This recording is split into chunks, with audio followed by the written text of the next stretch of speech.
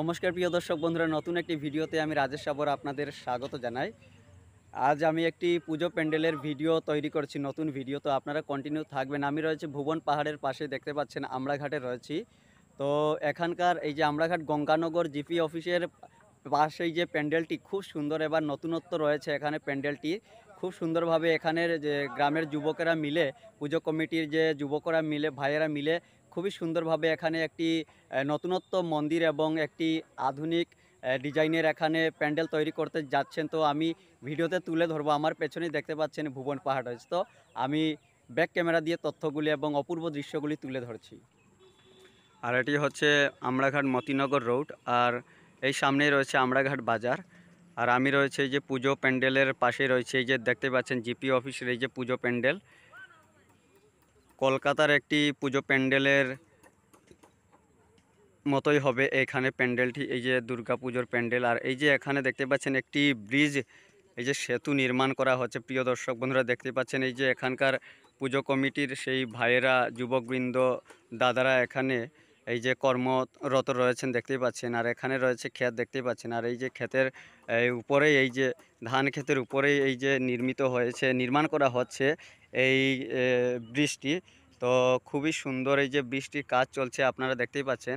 পুজো কমিটির দাদারা, ভাইয়েরা এখানে ব্যস্ত রয়েছেন, দিন রাত এক করে ওনারা এই পুজোর কাজে ব্যস্ত রয়েছেন, এই যে পুজো প্যান্ডেল তৈরির কাজে এবং এই সেতু নির্মাণের কাজে ব্যস্ত রয়েছেন। প্রিয় দর্শক বন্ধুরা, এই যে দেখতে পাচ্ছেন এখানে পুজো প্যান্ডেল। আর এখানকার কিছু দৃশ্য দেখতে পাচ্ছেন এই যে ভুবন পাহাড়ের।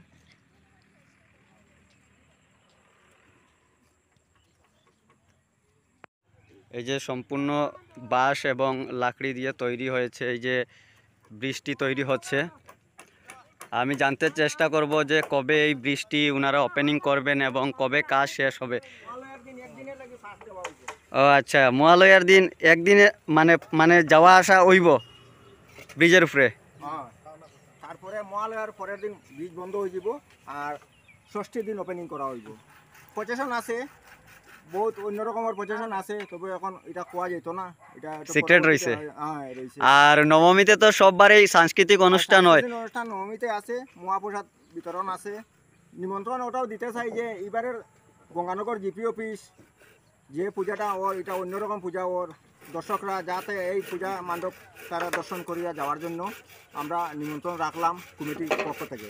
ধন্যবাদ দাদা। প্রিয় দর্শক বন্ধুরা, আমি অনেক কিছু তথ্য জানতে পারলাম, আপনারাও জানতে পারলেন। এখানে দশমী একটি স্পেশাল রয়েছে, দশমীতে একটি বিশেষ এখানে আকর্ষণ রয়েছে। ওনারা বলছেন দশমীতে আমড়াঘাটের সেরা সেই দশমীটি হবে।